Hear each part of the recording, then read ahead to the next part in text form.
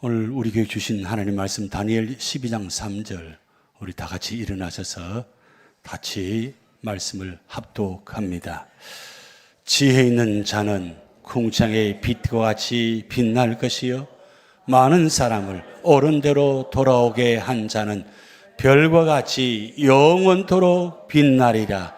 아멘. 서신 채로 예배분에게 별과 같이 영원토록 빛나십시오. 오늘 인사합니다.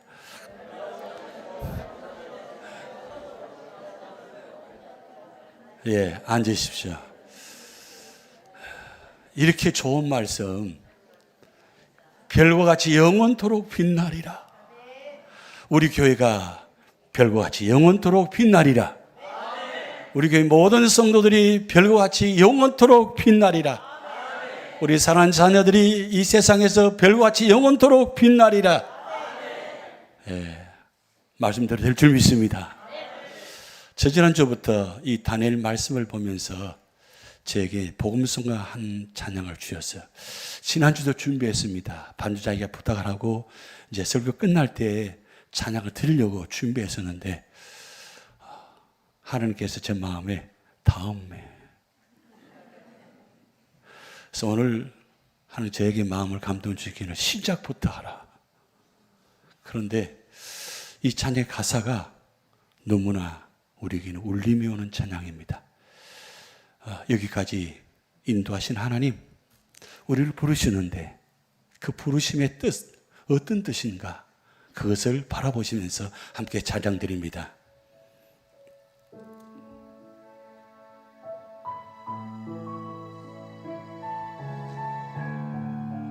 천천히 가사의 뜻을 생각하면서 찬양 드리시겠습니다. 하나님의 부르심에는 후회하심이 없네. 내가 이 자리에 선 것도 주의 부르심이라. 하나님의 부르심에는 결코 실수가 없네. 내가 이 자리에 선 것 주의 부르심이라. 나를 부르신 하나님의 신실하심을 믿네. 날 부르신 뜻 내 생각보다 크고 날 향한 계획 나의 지혜로 청량 못하나 가장 좋은 길로 가장 완전한 길로 오늘도 날 이끄심 믿네. 작은 나를 부르신 뜻을 나는 알 수 없지만 오직 감사와 순종으로 주의 길을 가리라. 때론 내가 연약해져도 주님 날 도우시니 주의 놀라운 그 계획을 나는 믿으며 살리. 날 부르신 뜻 내 생각보다 크고 날 향한 계획 나의 지혜로 청량 못하나 가장 좋은 길로 가장 완전한 길로 신실하신 주를 찬양해. 날 부르신 뜻 내 생각보다 크고 날 향한 계획 나의 지혜로 청량 못하나 가장 좋은 길로 가장 완전한 길로 신실하신 주를 찬양해.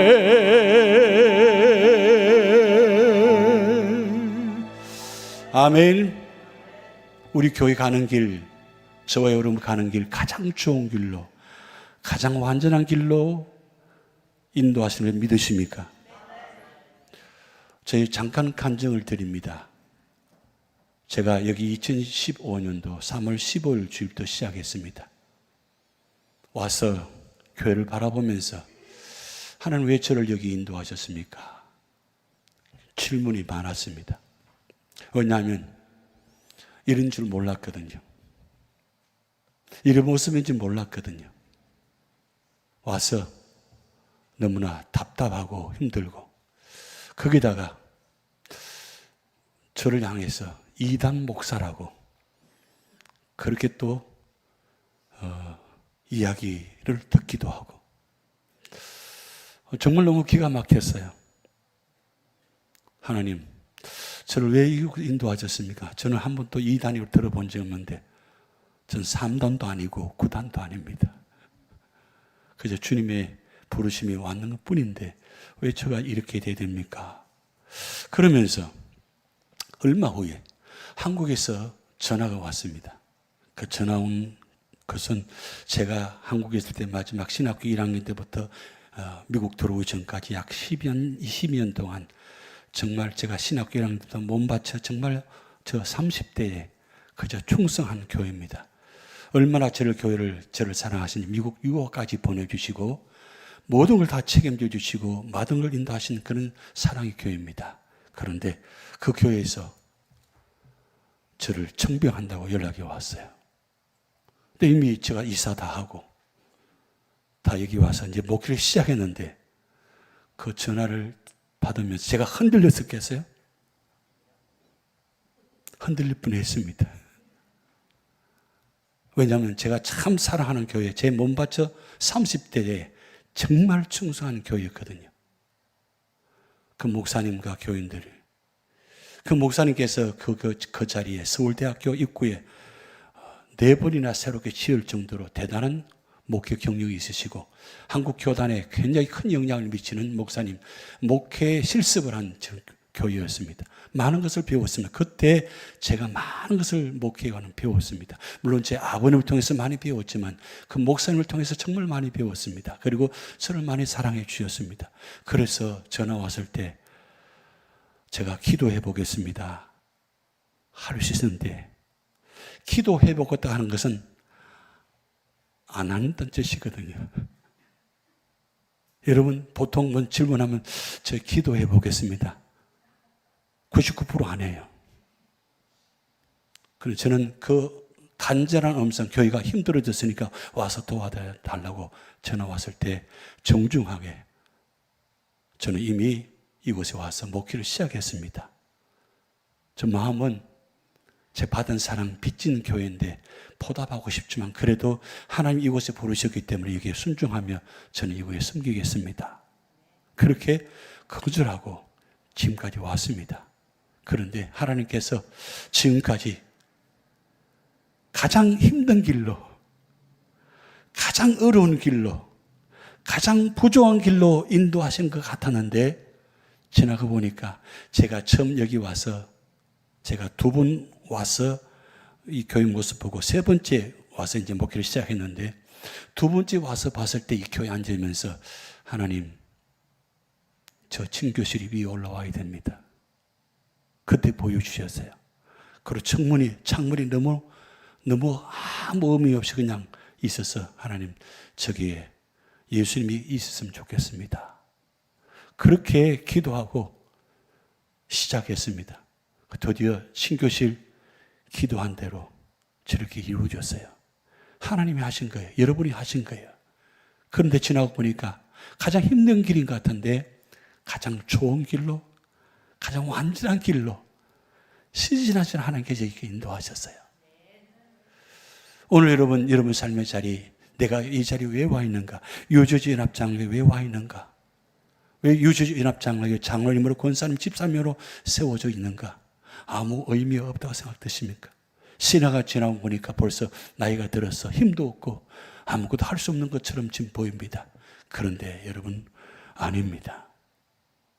오늘 여러분이 소개할 인물은 바로 그 다니엘 시간 연결해서 말씀드리려고 합니다. 그런데 말씀을 준비하면서 저에게 이 건물을 보여주셨어요. 여러분 세계에서 가장 높은 빌딩입니다. 한번 가보신 분들은 있을지 모르겠습니다. 두바이에 가면 부르즈 칼라파라는 빌딩입니다. 세계에서 가장 높은 빌딩이에요. 높이가 828m예요. 이러면 감이 안 잡히니까 여러분 맨하탄 가면 엠파이어 스테이트 빌딩 아시죠? 올라가 보셨죠? 그 엠파이어 스테이트 빌딩이 얼마나 되는 줄 아세요? 310m예요. 그러면 지금 이 부르즈 칼라파가 몇 메다요? 828m. 엠파이어 스테이트 빌딩보다 2배 더 높아요. 얼마나 높은지 그림만 봐도 어떻습니까? 대단하죠? 저걸 대나무의 개념을 갖고 만들었다고 합니다. 대나무가 마디가 있는 것처럼 보세요. 마디처럼 이렇게 올라가잖아요. 그런데 높이가 162층입니다. 그런데 이 높은 빌딩은 약한 것이 바람입니다. 바람이 불면 이렇게 튼튼한 건물도 넘어갈 수 있다는 거예요. 그래서 설계할 때에 바람이 불어도 안 움직이는 것이 아니라 어느 정도 움직이게 만들었다는 거예요. 그래서 115cm까지 이렇게 흔들린다고 합니다. 그걸 1.2m 정도로 갈 수 있습니다. 바람이 강하게 불면 이 높은 빌딩이 162층이 약 1.2m 움직였다가 다시 왔다 이렇게 한다는 거예요. 그렇게 해야만 반작용 법칙에서 건물이 오래 세울 수 있다는 겁니다. 근데 이 건물이 저렇게 높은 빌딩이 오래 세워져 있으려면 기초가 중요하다는 겁니다. 그래서 기초를 어떻게 했냐면 1.5m, 직경 1.5m 되는 기둥 194개를 그 사막 한가운데 깊이 50m 아래로 박아가지고 그리고 그 여기다가 저 건물을 세워놓은 것입니다. 2010년도에 완성되었는데 참 우리가 감사한 일은 우리 나라가 참 대단합니다. 삼성이 이 건물을 같이 짓게 되는데 세 개 회사가 협력했는데 500m 이상부터는 삼성물산이 지었다는 거예요. 가장 기술이 있어야 되고 가장 능력이 있어야 되는데 그걸 삼성물산이 저 500m 위에부터는 건물을 지었다는 거예요. 3일에 한 층씩 올라갔다고 합니다. 3일에 한 층씩. 그 공법이 세계 최초의 공법을 가지고 지었다는 거예요. 그렇게 지은 건물, 2010년도에 완성된 저 건물이 지금도 변함없이 서 있습니다. 저 건물이 저렇게 오랫동안 영원토록 서 있을 수 있는 이유가 뭘까요? 그것은 기초가 단단하기 때문입니다. 인생에 바람이 붑니다. 언제나 바람은 불어요. 어제 한 권사님이 그렇게 말씀하시더라고요. 어제 바람이 부는데 오늘 또 바람이 불고 계속 바람이 분다는 거예요. 하루 끝나면 또 바람이 불고 바람이 부는데 그 바람이 계속 불 때마다 흔들리는데 왜 흔들릴 수밖에 없을까요? 우리는 흔들리게 되어 있습니다. 근데 흔들리는 삶 속에 흔들리지 않으려면 기초가 단단해요.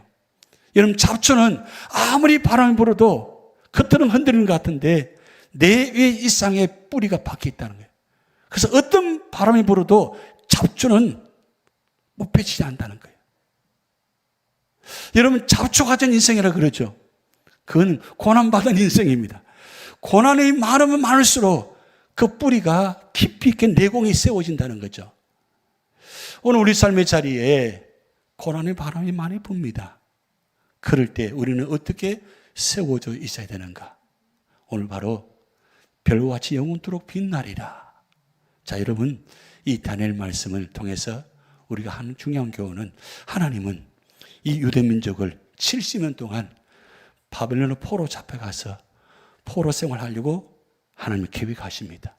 근데 그 계획 세우는 가운데 하나님 이 포로 생활 70년 동안 어떤 사람을 세우셔가지고 이 70년 동안을 이 한 사람을 통해서 별처럼 세워서 인도할까? 하나님 다니엘을 세우시는데 바로 다니엘 1장 4절에 곧 흠이 없고 용모가 아름다우며 모든 지혜를 통찰하며 지식에 통달하며 학문에 익숙하여 왕궁에 설만한 소년을 데려오게 하였고 15세 소년의 나이 때에 완벽한 인간의 모습이에요. 여러분, 어떻게 이럴 수가 있어요? 여러분, 자녀들 보면서 너 말이야, 다니엘처럼 이렇게 돼야 돼. 이러면 자녀들이 스트레스 받을까 안 받을까요? 다니엘은 다니엘이고 나는 나라고. 그래서 다니엘 이름 짓지 말라고. 근데 여러분, 자녀들 다니엘 이름 많이 지었죠? 무슨 마음으로 지었어요? 이름 지어놓고 알아서 하라고. 그렇게 이름 지었어요? 다니엘 1장 4절에 이 말씀처럼 다니엘이 되기를 원해서 이름을 지었잖아요. 그런데 여러분, 이 인간으로서는 이를 갖출 수가 없어요. 그 무슨 뜻입니까? 하나님이 유대 민족을 세우시기 위해서 다니엘을 믿음의 사람으로, 말씀의 사람으로 구별된 존재로 세웠다는 뜻입니다. 그러면서 이 다니엘이 바벨론 포로로 잡혀갑니다. 여러분, 아무리 지혜가 통찰력이 있다 할지라도 이 바벨론 갔을 때 다니엘 마음이 어떨까요? 물론 왕국에 들어가니까 대접받습니다. 그렇지만 똑똑합니다. 똑똑하니까 여러분, 그냥 아무렇게나 그냥 생각 없이 살아가는 아이들 같으면 그냥 그렇게 살아갈 수밖에 없죠. 그렇게 살아가 받아들입니다. 근데 똑똑합니다. 그럼 그 상황을 받아들일 수 있을까요? 그런데 놀라운 건 다니엘이 그 상황을 바라보면서 뜻을 정합니다. 그 뜻이 뭡니까? 바로 구별되게 살아가겠다. 절대로 구별되게 살 수가 없어요. 바벨론에서는 절대로 구별되게 살 수가 없습니다. 여러분도 이 세상 살아가면서 구별되게 살기가 얼마나 힘들지 않습니까? 합리화하면서 살아가고 있잖아요. 그런데 다니엘이 그 기가 막힌 상황 속에서도 뜻을 정하고 구별되게 살아가기로 정합니다. 자, 그런데 여기서 중요한 건 다니엘이 다니엘된 것은 바로 세 가지 이유입니다. 하나님을 바로 알았고, 그리고 하나님을 바로 기도하고, 그리고 하나님 나를 왜 이곳에 보내시는지 그 뜻을 기도하는 가운데 깨달았다는 거죠. 그러면서 그 삶이 이제 구별되게 행하기 시작합니다. 그런데 여러분, 다니엘이 포로 잡혀갈 때 자기가 총리가 될 줄 알았겠어요? 한 번 총리 되기도 힘든데 몇 번 총리가 됩니까? 3번이나 총리가 돼요. 그것도 나라가 바뀌는 가운데, 바벨론에서 메대 바사로 바뀌는 가운데도 총리를 세움받습니다. 이건 있을 수 없는 일이에요. 그런데 어떻게 해서 나라가 바뀌고 주위에서 시기, 모략, 질투, 죽이려고 하는 이 상황 속에서 어떻게 총리로서 이 삶을 감당하고 여기까지 올 수 있었는가? 그것은 바로 다니엘 6장 3절에 이런 모습을 기록해 놓았어요. 다니엘은 마음이 민첩하여 총리들과 고관들 위에 뛰어남으로 왕이 그를 세워 전국을 다스리게 하고자 한지라. 여러분, 지금 이 다니엘 나이가 이때가 언제인 줄 아십니까? 바로 약 86세 정도 나이입니다.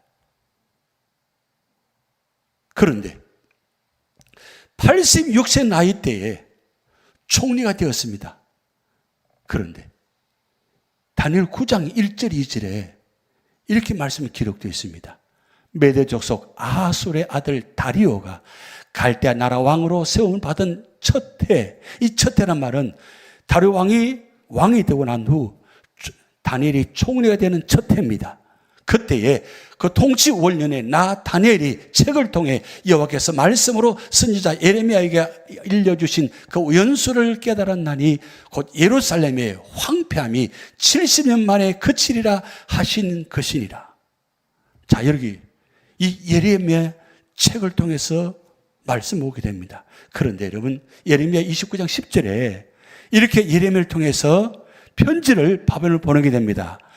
여호와께서 이와 같이 말씀하시니라. 바벨론에서 70년이 차면 내가 너희를 돌보고 나의 선한 말을 너희에게 성취하여 너희를 이곳으로 돌아오게 하리라.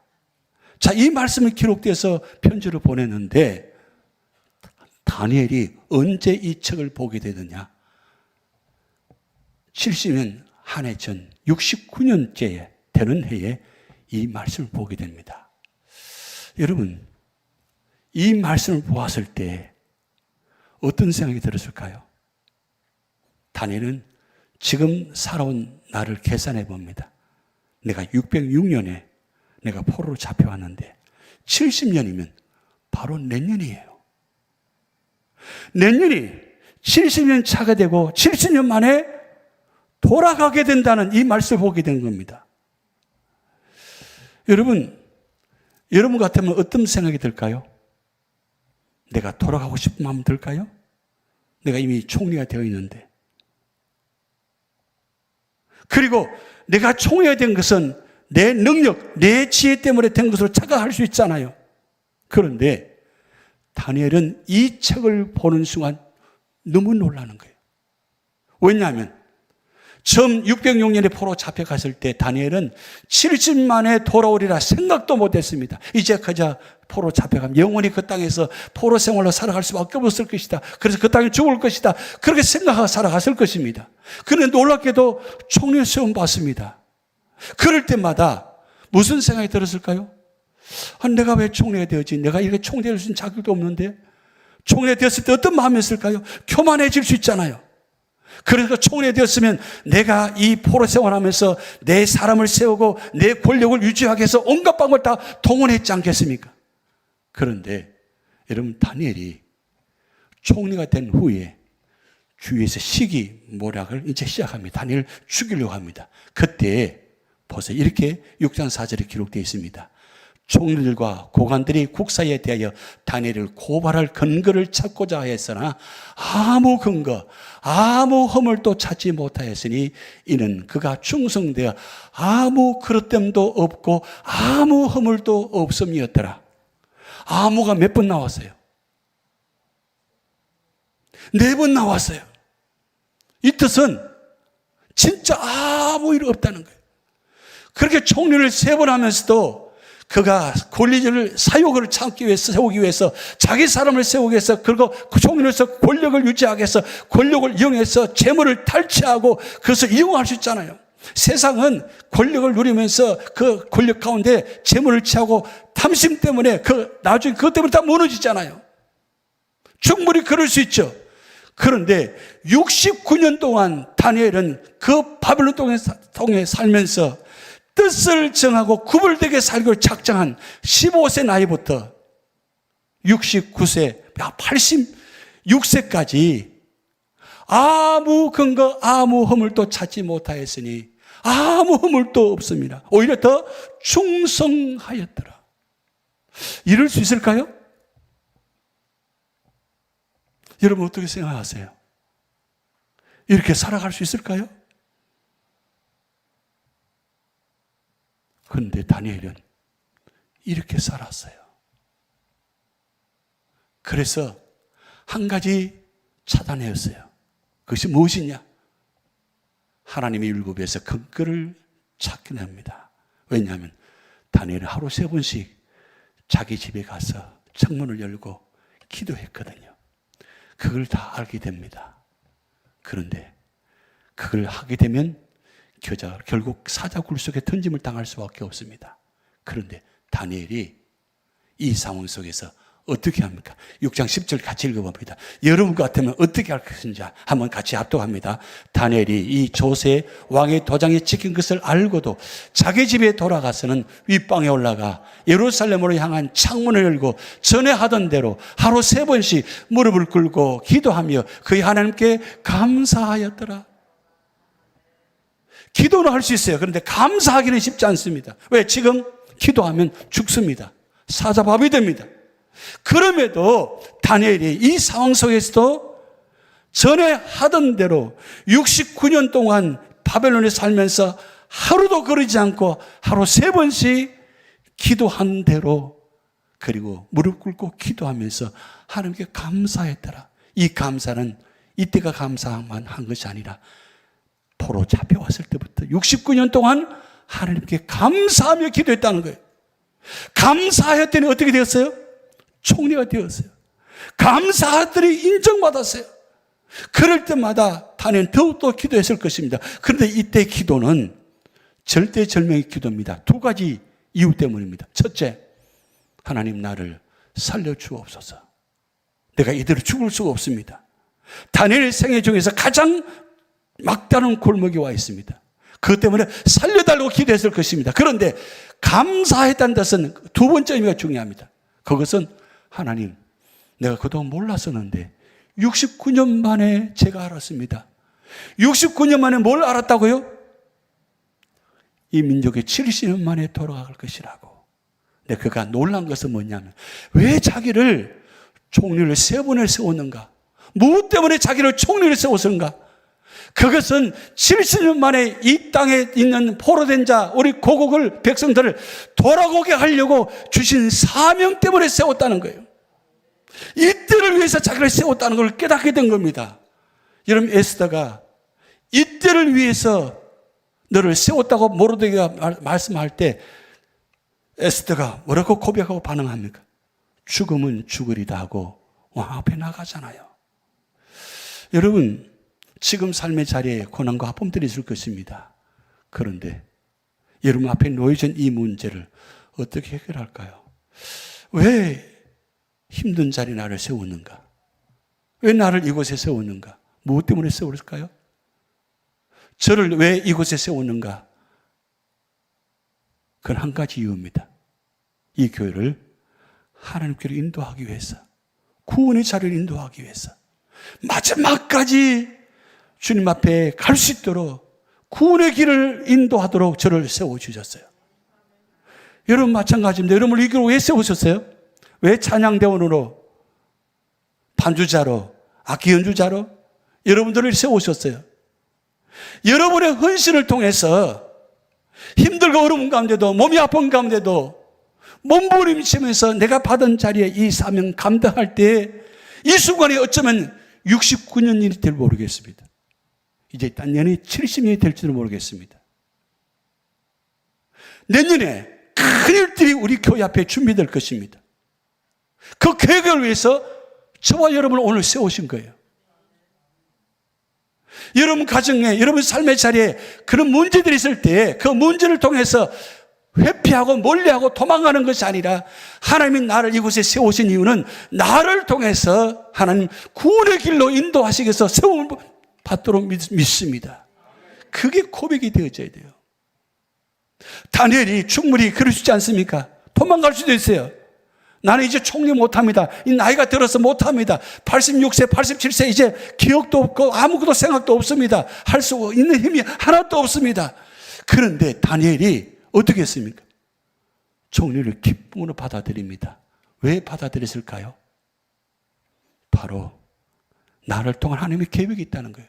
그래서 로마서 12장 2절에 너는 이 세대를 본받지 말고 오직 마음으로 새롭게 함으로 변화를 받아 하나님의 선하시고 기뻐하시고 온전한 뜻이 무엇인지 분별하도록 하라. 여러분은 하나님께서 우리 교회를 세우시고 저와 여러분을 세우신 이유는 하나님의 선하시고 기뻐하시고 온전한 뜻을 이루시기 위해서 세우셨어요. 그럼 내가 하나님이 시시한 일이에요? 장로님은 하는 역할이 시시한 일이에요? 권사님, 집사님 하는 일이 시시하세요? 내가 봉사하는 일들이 시시한 일이에요? 아닙니다. 내가 하는 이 봉사 헌신을 통해서 하나님께서 놀랍게 구원의 길을 열어주신다는 축복이 계획이 있다는 사실입니다. 저는 어제 너무너무 감동받은 날이었습니다. 그럼 목회하면서 정말 기쁘고 행복한 날이었습니다. 왜냐하면 한 가정이 회복되는 날이었거든요. 그 가정이 힘든 가정에 사랑하는 막내 따님이 100일, 손자 아들이 태어났는데 100일이 되었어요. 100일 잔치를 우리 교회에서 청교수를 했어요. 그리고 그 100일 잔치 끝나고 난 후에 자녀들을 모아놓고 자녀들 앞에서 이 본당에서 아름다운 예식이 진행됐어요. 축복된 예식이 진행되었어요. 그저께만 하더라도 생각을 바꿀 수 있었는데 그걸 참아 넘기고 드디어 어제 하나님께 역사하셔서 한 가정이 회복된 축복된 예식이 진행됐어요. 제가 그때는 울지 않았지만 마음속에 많이 울었어요. 감사했어요. 하나님, 한 가정 세우기가 이렇게 힘든데 세워주셔서 하는 감사합니다. 그런데 여러분, 자녀들이 축복 가운데 자녀들 보는 앞에서 막내딸이 반주하고 뒤에서 정인이 되고 그렇게 함께 예식을 지나고 끝나고 난 다음에 거기다가 사인해야 되잖아요. 자녀들이 정일에 사인을 하고. 이런 과정 거치면서 하나님, 저를 왜 이곳에 세워주셨습니까? 그래서 이 가정을 세우기 위해서 저를 이곳에 세워주심을 감사합니다. 여러분, 오늘 우리 교회 이곳에 왜 세워졌을까요? 그것은 이 교회를 통해서 이 지역사회와 하나님 나라를 세우기 위해서 세워졌습니다. 힘드시죠? 그만하고 싶으시죠? 빨리 내려오고 싶으시죠? 69년째입니다. 아직 1년 남았어요. 조금만 견디십시오. 조금만 더 참으십시오. 여러분 가정에 여러분 삶의 자리에 힘들어도 조금만 더 참으십시오. 조금만 더 양보하세요. 왜요? 하나님 뜻을 이루기 위함입니다. 하나님 뜻을 이루시기 위해서 저와 여러분을 세우셨어요. 그래서 다니엘 6장 28절에 이 다니엘이 다리오 왕의 세대와 바사 사람 고레스 왕의 시대에 형통하였더라. 여러분 다리오 왕이 10년 20년 통치할 줄 알았는데 딱 2년만 했어요. 2년 끝나고 왕이 바뀌었어요. 근데 왕이 바뀌었는데 이 왕이 그 유명한 왕 바로 고레스 왕. 고레스 왕이 왜 유명합니까? 고레 때문에 유명한 겁니까? 고레스 왕이 이스라엘 민족을 돌아가게 선포한 왕이기 때문입니다. 자, 그런 여러분 636절에 1차 포로 기원하게 됩니다. 그런데 다니엘이 돌아가고 싶었을 거 아니에요. 그런데 돌아가지 않습니다. 왜냐하면 아직 3일이 남았거든요. 그것은 바로 530년에 이 다니엘서를 기록하게 하셨습니다. 530년에 바벨론 땅에서 이 다니엘서를 기록하게 하셔서 오늘 저와 여러분이 본 이 말씀, 지혜 있는 자는 궁창의 빛과 같이 빛날 것이요 많은 사람을 옳은대로 돌아오게 한 자는 별같이 영원토록 빛나리라. 여러분 다니엘이 히땡강에서 3주간 동안 금식 기도하는 가운데 이 마지막 때에 환란의 모습을 보여주십니다. 그런데 마지막까지 견뎌내고 사명을 감당하는 자에게는 어떻게 하시는가? 많은 사람을 옳은 대로 돌아오게 한 자는 별같이 영원토록 빛나리라. 이건 다니엘이 한 말이 아니고 하나님이 다니엘에게 하신 말씀이에요. 이 말씀을 받고 기록했어요. 그러면서 마지막 10절에 보면 많은 사람이 연단을 받아 스스로 정결을 하며 희게 할 것이나 악한 사람은 악을 행하리니 악한 자는 아무것도 깨닫지 못하되 오직 지혜 있는 자는 깨달으리라. 여러분 지혜 있는 자가 되기를 바랍니다. 악한 자가 되면 아무도 깨닫지 못합니다. 근데 지혜 있는 자는 깨달으리라. 그러면서 마지막 13절에 같이 합독합니다. 너는 가서 마지막을 기다리라. 이는 내가 평안히 쉬다가 끝날에는 내 몫을 누릴 것임이라. 하나님이 다니엘에게 그 수고한 70년의 모든 과정을 은혜로 축복으로 마지막 평안을 축복을 약속하십니다. 그리고 하나님은 다니엘서를 기록하게 하셔서 오늘 저와 여러분에게 온 세상 사람들에게 별처럼 빛나는 다니엘이 되게 하셨습니다. 하나님이 오늘 저와 여러분을 이곳에 세우고 우리 교회를 세우신 이유는 바로 여기 있습니다. 하나님께서 다니엘서에서 축복하신 것처럼 여러분을 통해 축복하기를 원하십니다. 별처럼 빛나기를 원하십니다. 끝까지 견디십시오. 그래서 오늘 본 말씀도 3가지 말씀드립니다. 믿음을 지키는 자가 되시기 바랍니다. 끝까지 믿음을 지키십시오. 다니엘은 끝까지 믿음을 지켰습니다. 그리고 다니엘은 죽으면 죽으는 심령으로 왕에게 복음을 전한 사람입니다. 그래서 다니엘 때문에 왕들이 하나님 믿고 하나님은 참신이라고 말씀하시는 그런 복음 역사 나타났습니다. 그리고 하나님 위해 모든 것을 다 바쳤습니다. 여러분 세상은 기억하지 않아도 하나님은 기억하십니다. 하나님이 기억하시면, 하나님께서 기억하시면 영원히 별처럼 빛나도록 세워주실 것입니다. 함께 여러분 디모데후서 4장 7절 8절 사도 바울의 마지막 고백 같이 합독합니다. 나는 선한 싸움을 싸우고 나의 달갈 길을 마치고 믿음을 지켰으니 이제 후는 나를 위하여 의의 면류관이 예비되었으므로 주 곧 의로우신 재판장이 그날에 내게 주실 것이며 내게만 아니라 주의 나타나심을 사모하는 모든 자에게도니라. 아멘. 이 지구상의 별처럼 빛나는 것보다 더 중요한 빛은 천국에서 빛나는 자, 생명의 면류관, 의의 면류관을 받을 수 있는 축복, 그 축복이 저와 여러분에게 있게 될 줄 믿습니다. 기도하시겠습니다. 하나님 아버지, 옳은 대로 인도하는 자, 돌아가게 하는 자는 별같이 영원토록 빛나리라고 말씀하셨습니다. 하나님, 우리 교회가, 우리 속한 모든 성도들이 하나님 별같이 영원토록 빛나는 교회 성도가 되게 하여 주시옵소서. 감사드리며 예수님의 이름으로 축복하며 기도하옵나이다. 아멘.